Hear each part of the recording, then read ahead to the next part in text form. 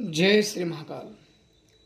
कई परिवार ऐसे हैं जो अपने पितरों को बार बार बिठाते हैं, अलग अलग जानकारों द्वारा अलग अलग पद्धति द्वारा वो हटाने का प्रयास करते हैं।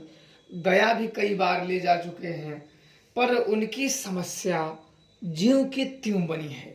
बहुत लोग ऐसी समस्याओं से ग्रसित हैं, वो करोड़ों यत्न कर लेते हैं, फिर भी उनकी समस्याएं ज्यों की त्यों रहती हैं। उनके पितृ उनको परेशान करते रहते हैं। आज मैं इसी विषय में आप लोगों को बताऊंगा। ये कई लोगों के साथ ऐसी घटनाएं घटती हैं और मेरे भी समक्ष एक ऐसे अनुभव आया था कि उनके अपने घर के देवी देवता पितृ कई बार वो गया ले जा चुके, कई बार बिठा चुके, पर वो बैठ ही नहीं रहे थे। कई जानकारों से, अलग अलग जानकारों से बिठाएं, पर बैठ ही नहीं रहे थे और समझ में नहीं आ रहा था कि आखिर माजरा क्या है। बैठाने जाएं, बहुत खर्चा भी करें, बहुत पैसा भी लगाएं, पता लगा सब क्रिया कराने के बाद कुछ ही समय के बाद वो फिर ही हाजिर हो जाए। कोई बीमार हो जाए, कोई कुछ गिर जाए और फिर पता चले कि वो तो भूत आ गया, वो कर गया, लगा ही नहीं, बना ही नहीं। तो इस क्रिया में मैं एक बार वहां जब गया, तो मुझे जब बुलाए गए तो मैं वहां गया। मेरे एक मित्र जानकार थे, तो उन्होंने मुझे कहा कि कैसी समस्या हो, आओ चलो थोड़ा सा मदद कर दो। मैंने बोला चलो ठीक है। अब वहां जाने के बाद जब सब जांच किया गया, तो जांच में यह पता चला कि इनके जो घर के लोग मरे हैं, जो प्रेत आत्मा बन गए हैं, जिसे ये पिंडदान करके घर से भेज रहे हैं, तो उन सब को प्रेतों ने मारा है। और जो भी घर के सदस्य प्रेत बाधा से मरी हैं, तो सबसे पहले अगर उनको प्रेतों से अलग अगर ना किया जाए तो आप किसी भी कीमत पे बिठा नहीं सकते हो। अब मैंने एक साइड से जांचना शुरू कर दिया कि देवता कौन कौन से हैं। तो देवता पता चला इतने इतने इतने इतने देवता हैं जो कि उनके पटीदार लोगों ने पूज रखा है और पूजा भी देते हैं, पर वो पूजा भूत ले रहा है और देवता उसमें सहाय नहीं कर रहे हैं, और इस कारण से ये समस्या हट नहीं रही है। और दूसरी उसमें समस्या थी कि उनके घर के जो सदस्य मरे हुए थे, तो उस देवता से भूत पकड़े थे और भूत पकड़े पकड़ान मर गए थे, तो भूत उस देवता के ही पास रह गया, देवता के ही पास रह गया, और इस कारण से भी भूत वहां बैठ नहीं रहे हैं। और तीसरी जो कारण थी कि पड़दार में जैसे एक भाई हैं, दादा के भाई हैं, तो भूत जिसके पास परेशान कर रहा है वो दूसरे के पास ठेल दे रहा है, दूसरा फिर दूसरे के पास भेज दे रहा है। मतलब एक साथ मिल के, एक साथ अपने विचारों को करके और एक साथ पैसे खर्च करके बना नहीं रहे हैं। तो जिसका चूहे वो छाए वाली कहानी हो गई कि इधर आए तो उसके घर भेज दो, उसके घर जाए तो उसके घर भेज दो। जो बेचारा कमजोर रहता है वो ज़्यादा कष्ट में पाता है, ज़्यादा दुखी रहता है। ये कारण था। और चौथा जो मुख्यतः कारण था एक उसमें से कि कई उसमें लोग मरे थे जो प्रेत बाधा से मरे थे। किसी को पेशाब करते हुए प्रेत पकड़ लिया, उसके स्थान पे अनजाने में कर दिया, किसी को मिठाई में खिला दिए, किसी को किस चीज़ में। तो जितने लोग प्रेत बाधा से बीमार होकर मरे वो प्रेत योनि में ही भटक गए।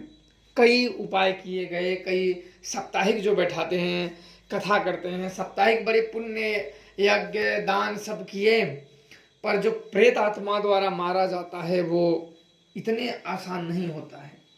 अब ये सब देखने के बाद गया कई बार कराएं, अलग अलग जानकारों ने अलग अलग गया जाने के लिए राय दिया कि हम प्रेत पकड़ लेंगे, गया कर देंगे, देवताओं का भी गया कर देंगे।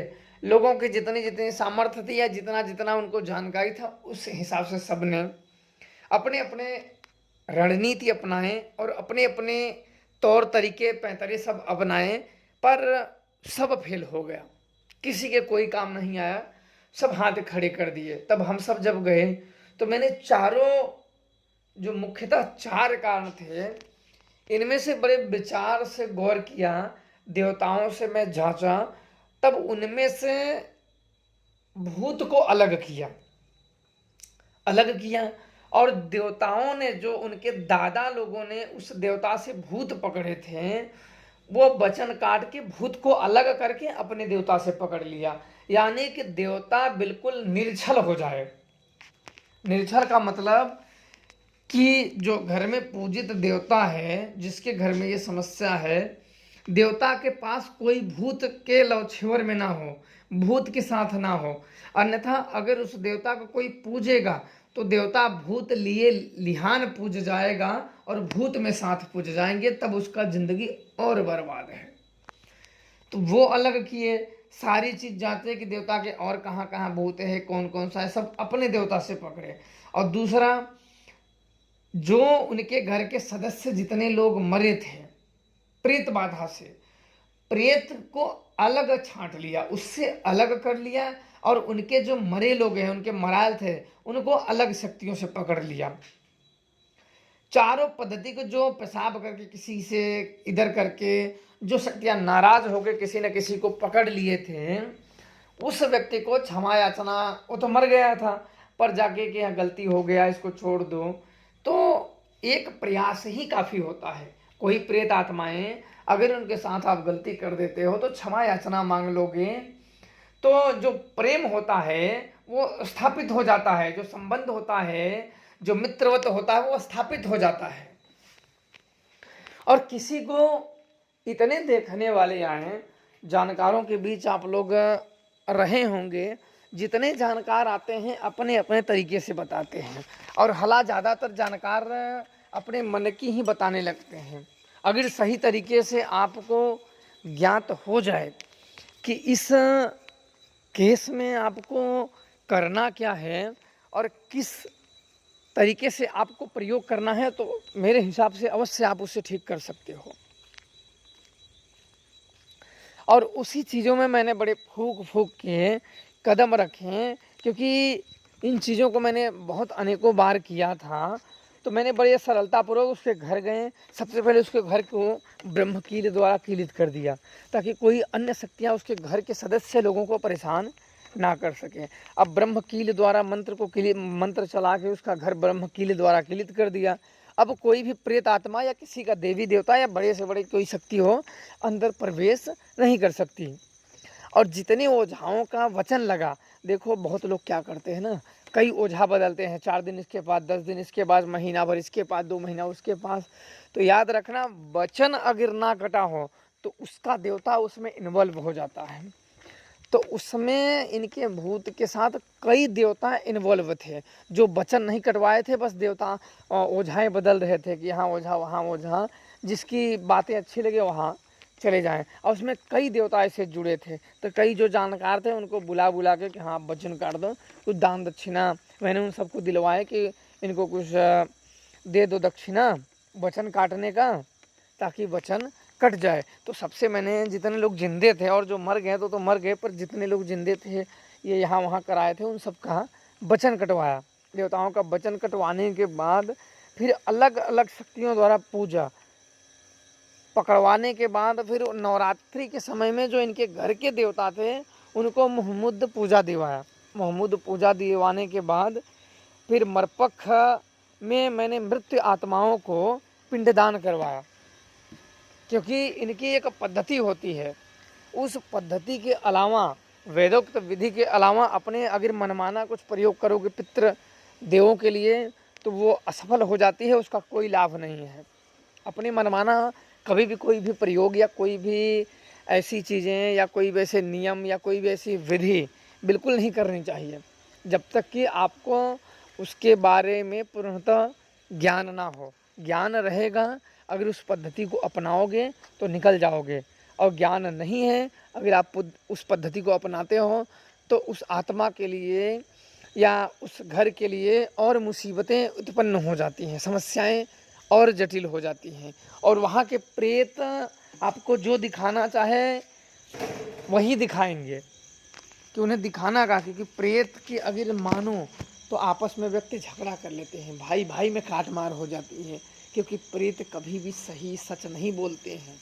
प्रेत बोलेंगे फलाने ने कर दिया है, आपके बड़े भाई ने कर दिया, आपके छोटे भाई ने कर दिया, आपके दादा ने कर दिया है, आपके इसने कर दिया है। तो इससे क्या होगा कि आपके मन में होगा कि अरे मैं फलाना व्यक्ति को तो कितना अच्छा समझता था, इसने तो ऐसे कर दिया। तो ये क्या होगा, आपके मन में उच्चाटक उत्पन्न हो जाएगा उसके प्रति। और प्रेत यही तो चाहता है। आपकी मनोवृत्ति जितनी कमजोर होगी उतना प्रेत आपके ऊपर हावी होता चला जाएगा। प्रेत तो सोचेगा कि पूरी तरीके से आप मेरे ऊपर आश्रित हो जाओ, मेरे ऊपर आश्रित हो जाओ। और वही कहानी हो ना कि मरता क्या नहीं करता।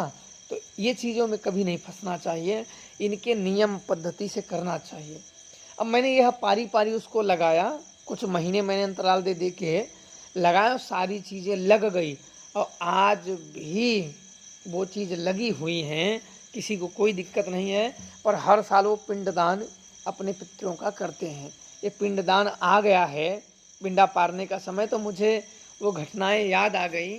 तो इसलिए आप लोगों को अपने अनुभव शेयर किए। हालांकि है तो बड़ा लंबा, लेकिन कम में ही मैंने आपको बताया ताकि कुछ बातें जो हैं आप लोगों को समझ में आ जाए। बाकी आप लोग खुश रहें, प्रसन्न रहें। जय श्री महाकाल।